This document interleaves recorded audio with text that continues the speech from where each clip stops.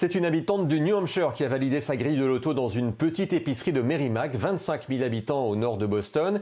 Et le 7 janvier dernier, elle a gagné à la loterie Powerball 560 millions de dollars, l'équivalent de 450 millions d'euros.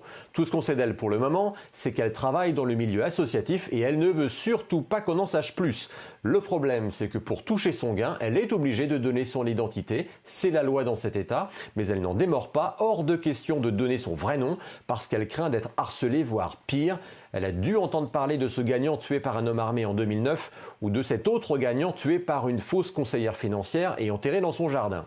La loterie reste inflexible et applique la loi qui est censée garantir la transparence et prouver que les gagnants existent bien et sont étrangers à la loterie. Il reste à la gagnante moins de 11 mois pour toucher son magot et d'ici là, elle espère que les avocats qu'elle a embauchés vont réussir à maintenir son anonymat légalement.